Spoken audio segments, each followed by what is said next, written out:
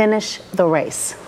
Well, nearly 2,000 attended that service this morning in Boston, showing how many Americans are turning to their faith in times of crisis. Joining us live in the studio tonight is Reverend Christopher Leevy-Johnson. He is the pastor of Brookland Baptist Northeast. And Reverend, so many people are asking one question: how does God allow things like this to happen? Right. It's the question of theodicy. Why does men suffer? Job asked that question when he lost everything, and no one, unfortunately, Judy, knows that answer, but we do know who to turn to if you're a Christian when things like this appear and happen.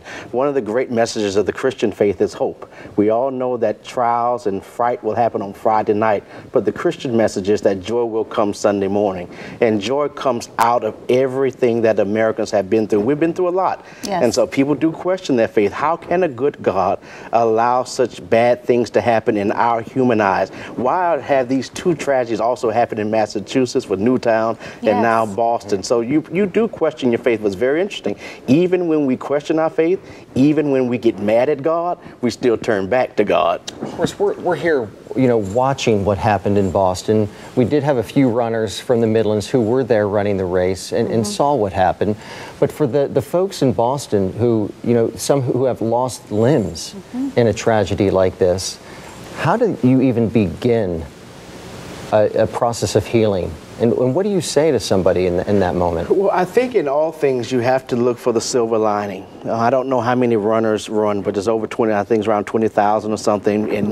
And even with this tragedy, you have 3 deaths and you have about 180 injured. But we don't talk about the others who are still living, the others that these 2 men wanted to kill as well, the first responders who are still living, and the love that comes around. Sometimes that's just how God operates, unfortunately. Even in the Bible, we see times like these when the Israelite children go through some crises, but a man or a group of people come together and bring them back to God.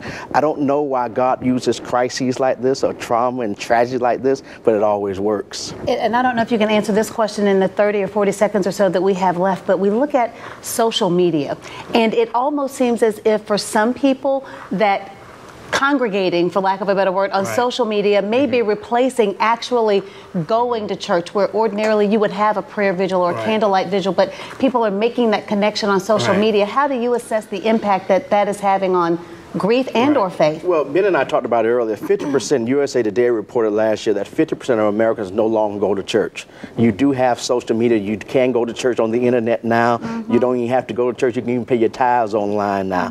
So as the culture has changed, the church experience has also changed. And so that is why we're seeing this new dynamic. But you also will see, as we pointed out before, even if a person who has lost life, lost limbs, have been maimed by this, they're still turning to their faith, because their faith suggests there's hope, that we've been through Friday night, but Sunday morning will come. America's in what I call Saturday. It's the toughest day of that trilogy, the Friday night fright and the pain we all have. We know Sunday morning has come, but how do you get through Saturday? And so that's what our president's trying to help us do. That's what we're trying to do as a people, is to get through Saturday, because you know Sunday morning and the joy of it will come. All this at a time when 1/3 of young Americans say they do not belong to any religion. I mean, and that's the latest polling data.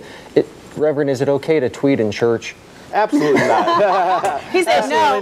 He said absolutely not. But let me say this very quickly. This is what Revelation tells us will happen. If anyone reads Revelation, there's going to be chaos and confusion in the last days. I know we don't want to always believe what's really going to happen until it happens, but this is what the Bible says. There's supposed to be confusion right now. There's supposed to be the Antichrist making his march in this last time. And so this is what's going to happen, and it will happen. But those of us who believe don't have to worry. Before we go to war with any other nation, we bring all of our ambassadors home.